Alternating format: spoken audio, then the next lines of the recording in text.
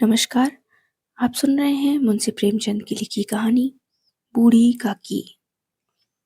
जीवा स्वाद के सिवा और कोई चेष्टा शेष न थी और न अपने कष्टों की ओर आकर्षित करने का रोने के अतिरिक्त कोई दूसरा सहारा ही। समस्त इंद्रियां, नेत्र, हाथ और पैर जवाब दे चुके थे। पृथ्वी पर पड़ी रहती और घर वाले कोई बात उसकी इच्छा के प्रतिकूल करते, भोजन का समय टल जाता या उनका परिमाण पूर्ण न होता अथवा बाजार से कोई वस्तु आती और ना मिलती तो ये रोने लगती थी। उनका रोना सिसकना साधारण रोना न था, वे गला फाड़ फाड़ कर रोती थी। उनके पतिदेव को स्वर्ग सिधारे कालांतर हो चुका था। बेटे तरुण हो होकर चल बसे थे। अब एक भतीजे के अलावा और कोई न था। उसी भतीजे के नाम उन्होंने अपनी सारी संपत्ति लिख दी। भतीजे ने सारी संपत्ति लिखाते समय खूब लंबे चौड़े वादे किए, किंतु वे सब वादे केवल कुली डिपो के दलालों के दिखाए हुए सब्जबाग थे। यद्यपि उन संपत्ति की वार्षिक आय 150 रुपये से कम न थी, तथापि बूढ़ी काकी को पेट भर भोजन भी कठिनाई से मिलता था।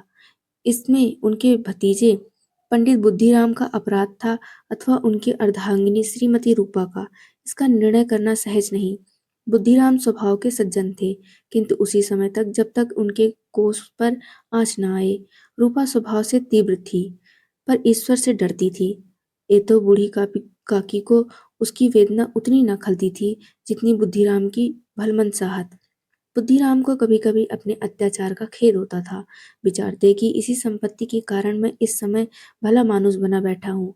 यदि भौतिक आश्वासन और सुखी सहानुभूति से स्थिति में सुधार हो सकता हो तो उन्हें कदाचित कोई आपत्ति न होती, परंतु विशेष व्यय का भय उनकी सुचेष्टा को दबाए रखता था। यहाँ तक कि यदि द्वार पर कोई भला आदमी बैठा होता और बूढ़ी काकी उस समय अपना अराग अलापने लगती तो वह आग हो जाते और घर में आकर उन्हें जोर से डांटते। लड़कों को बुढ़ों से स्वाभाविक विद्वेष होता ही है, और फिर जब माता पिता का यह रंग देखते तो वे बूढ़ी काकी को और सताया करते। कोई चुटकी काट कर भागता, कोई इन पर पानी की कुल्ली कर देता। काकी चीख मार कर रोती, परंतु यह बात प्रसिद्ध थी कि वह केवल खाने के लिए रोती हैं। एतेव उनके संताप और अंतर्नाद पर कोई ध्यान नहीं देता था। हाँ, काकी क्रोधातुर होकर बच्चों को गालियां देने लगती तो रूपा घटनास्थल पर आ पहुंचती। इस भय से काकी अपनी जीवा कृपाण पर कदाचित ही प्रयोग करती थी। यद्यपि उपद्रव शांति का यह उपाय रोने से कहीं अधिक उपयुक्त था। संपूर्ण परिवार में यदि काकी से किसी को अनुराग था तो वह बुद्धिराम की छोटी लड़की लाडली थी। लाडली अपने दोनों भाइयों के भय से अपने हिस्से की मिठाई चबेना बूढ़ी काकी के पास बैठकर खाया करती थी। यही उसका रक्षागार था, और यद्यपि काकी की शरण उसकी लोलुपता के कारण बहुत महंगी पड़ती थी, तथापि भाइयों के अन्याय से सुरक्षा कहीं सुलभ थी तो बस यही। इसी स्वार्थानुकूलता ने उन दोनों में सहानुभूति का आरोपण कर दिया था। रात का समय था। बुद्धिराम के द्वार पर शहनाई बज रही थी और गांव के बच्चों का झुंड विस्मयपूर्ण नेत्रों से गाने का आस्वादन कर रहा था।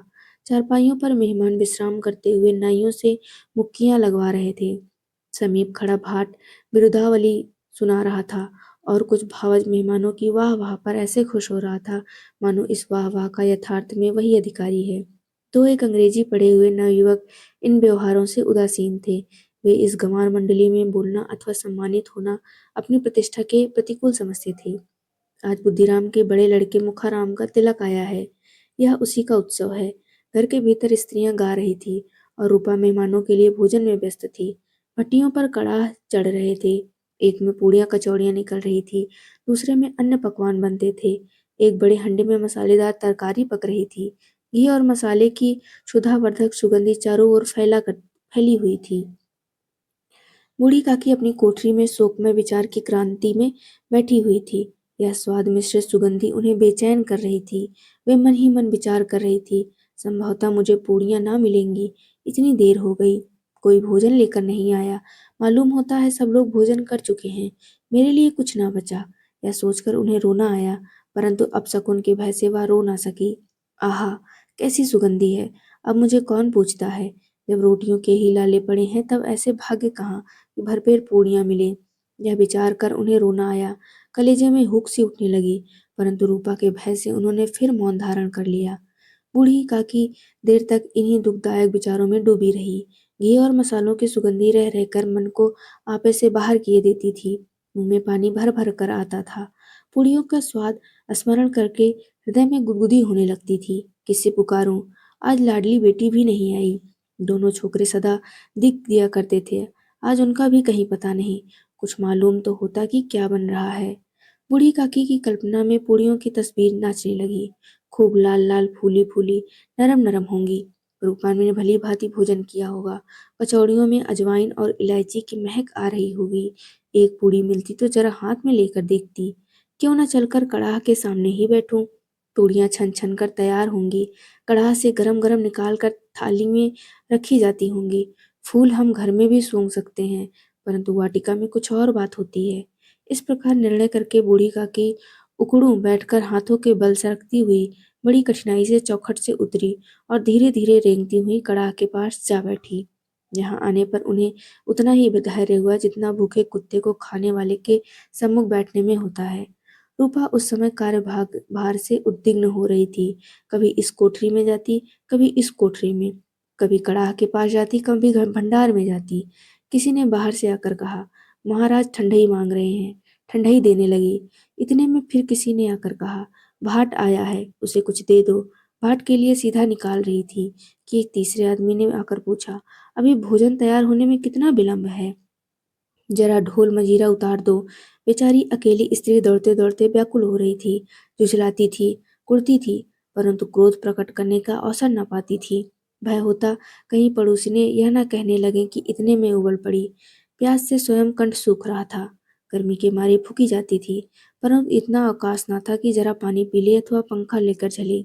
यह भी खटका था कि जरा आंख हटी और चीजों की लूट मची। इस अवस्था में उसने बूढ़ी काकी को कड़ाह के पास बैठी देखा तो जल गई। क्रोध न रुक सका। इसका भी ध्यान न रहा कि पड़ोसिनी बैठी हुई हैं, मन में क्या कहेंगी। पुरुषों में लोग सुनेंगे तो क्या कहेंगे। जिस प्रकार मेढक केचुली पर झपटता है, उसी प्रकार वह बूढ़ी काकी पर झपटी और उन्हें दोनों हाथों से झकट झटक कर बोली, ऐसे पेट में आग लगे, पेट है या भांड? कोठरी में बैठे हुए क्या दम घुटता था? अभी मेहमानों ने नहीं खाया, भगवान को भोग नहीं लगा, तब तक धैर्य ना हो सका, आकर छाती पर सवार हो गई। जल जाए ऐसी जीव। दिन भर खाती ना होती तो जाने किसकी हांडी में मुंह डालती। गांव देखेगा तो कहेगा कि बुढ़िया भरपेट खाने को नहीं पाती, तभी तो इस तरह मुंह बाए फिरती है। डायन न मरे ना माचा छोड़े, नाम बेचने पर लगी है। नाक कटवा कर दम लेगी। इतना ठूसती है, ना जाने कहाँ भस्म हो जाता है। भला चाहती हो तो जाकर कोठरी में बैठो, जब घर घर के लोग खाने लगेंगे तब तुम्हें भी मिलेगा। तुम कोई देवी नहीं हो जो कि चाहे किसी के मुंह में पानी न जाए, परंतु तुम्हारी पूजा पहले ही हो जाए। बूढ़ी काकी ने सिर उठाया, न रोई न बोली, चुपचाप रेंगती हुई अपनी कोठरी में चली गई। आवाज ऐसी कठोर थी कि हृदय और मस्तिष्क की संपूर्ण शक्तियां, संपूर्ण विचार और संपूर्ण भार उसी ओर आकर्षित हो गए थे। नदी में जब कगार का कोई बृहद खंड कटकर गिरता है तो आसपास का जल समूह चारों ओर से उसी स्थान को पूरा करने के लिए दौड़ता है। भोजन तैयार हो गया। आंगन में पत्तलें पड़ गई। मेहमान खाने लगे। स्त्रियों ने जेवनार गीत गाना प्रारंभ कर दिया। मेहमानों के नाई और सेवक गण भी उसी मंडली के साथ, किंतु कुछ हटकर भोजन करने बैठे थे। परंतु सभ्यतानुसार जब तक सबके सब ना खा चुके, कोई उठ नहीं सकता था। दो एक मेहमान जो कुछ पढ़े लिखे थे, सेकों के दीर्घाहार पर झुझला रहे थे। वे इस बंधन को व्यर्थ और बेकार की बात समझते थे। बूढ़ी काकी अपनी कोठरी में जाकर पश्चाताप कर रही थी कि मैं कहाँ से कहाँ आ गई। उन्हें रूपा पर क्रोध नहीं था, अपनी जल्दबाजी पर दुख था। सच ही तो है, जब तक मेहमान लोग भोजन न कर चुकेंगे, घर वाले कैसे खाएंगे। मुझसे इतनी देर भी न रहा गया, सबके सामने पानी उतर गया। अब जब तक कोई बुलाने नहीं आएगा ना जाऊंगी।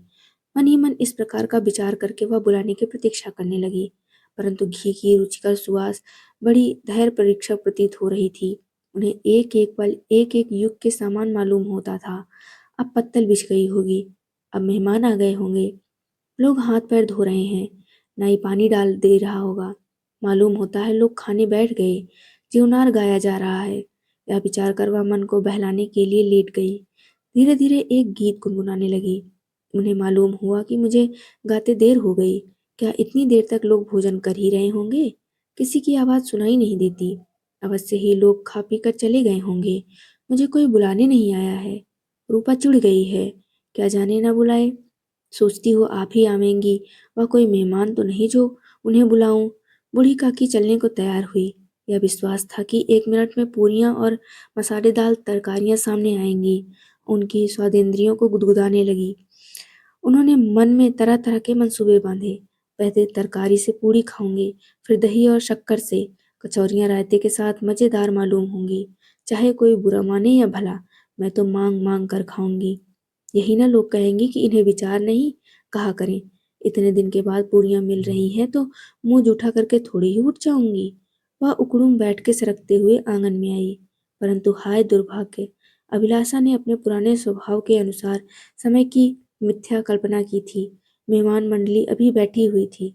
कोई खाकर उंगलियां चाटता था, कोई तिरछे नेत्रों से देखता था कि और लोग अभी खा रहे हैं या नहीं।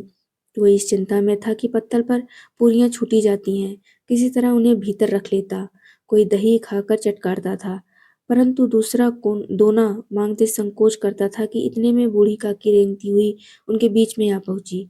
कई आदमी चौंक कर उठ खड़े हुए, पुकारने लगे, अरे यह बुढ़िया कौन है? यहाँ कहाँ से आ गई? देखो किसी को छू न दे। पंडित बुद्धिराम काकी को देखते ही क्रोध से तिलमिला गए। पुड़ियों का थाल लिए खड़े थे। थाल को जमीन पर पटक दिया और जिस प्रकार निर्दयी महाजन अपने किसी बेईमान और भगोड़े कर्जदार को देखते ही उसका टेटुआ पकड़ लेता है, उसी तरह लपक कर उन्होंने काकी के दोनों हाथ पकड़े और घसीटते हुए लाकर उन्हें अंधेरी कोठरी में धम से पटक दिया। आशारूपी वाटिका लू के एक झोंके में विनष्ट हो गई। मेहमानों ने भोजन किया, घरवालों ने भोजन किया, बाजे वाले धोबी चमार भी भोजन कर चुके, परंतु बूढ़ी काकी को किसी ने न पूछा। बुद्धिराम और रूपा दोनों ही बूढ़ी काकी को उनकी निर्लज्जता के लिए दंड देने का निश्चय कर चुके थे। उनके बुढ़ापे पर, दीनता पर, हत ज्ञान पर किसी को करुणा न आई थी। अकेली लाडली उनके लिए कुढ़ रही थी। लाडली को काकी से अत्यंत प्रेम था। बेचारी भोली लड़की थी, बाल विनोद और चंचलता की उसमें गंध तक ना थी।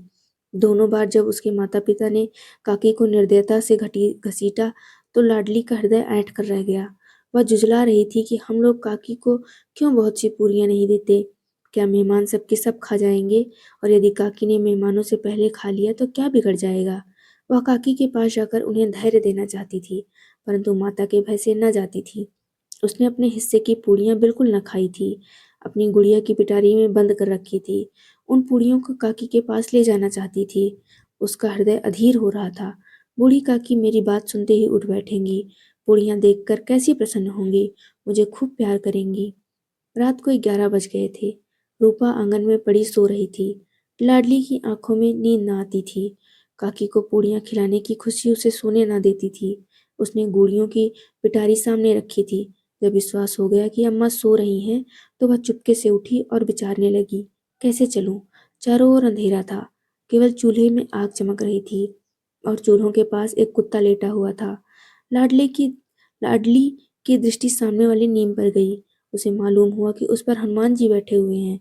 उसकी पूंछ, उनकी गदा वह स्पष्ट दिखलाई दे रही है। मारे भय के उसने आंखें बंद कर ली। इतने में कुत्ता उठ बैठा।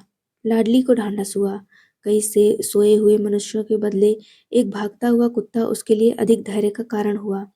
उसने पिटारी उठाई और बूढ़ी काकी की कोठरी की ओर चली। बूढ़ी काकी को केवल इतना स्मरण था कि किसी ने मेरे हाथ पकड़कर घसीटे। फिर ऐसा मालूम हुआ जैसे कोई पहाड़ पर उड़ाए लिए जाता है। उनके पैर बार बार पत्थरों से टकराए। तब किसी ने उन्हें पहाड़ पर से पटका। वे मूर्छित हो गई। जब वे सचेत हुई तो किसी की जरा भी आहट न मिलती थी। समझी कि सब लोग खा पीकर सो गए और उनके लिए उनके साथ मेरी तकदीर भी सो गई। रात कैसे कटेगी? राम, क्या खाऊं? पेट में अग्नि धधक रही है। हाँ, किसी ने मेरी सुधि ना ली। क्या मेरा पेट काटने से धन जुड़ जाएगा? इन लोगों को इतनी भी दया ना आती कि न जाने बुढ़िया कब मर जाए। उसका जी क्यों दुखाएं? मैं पेट की रोटियां ही खाती हूँ कि कुछ और।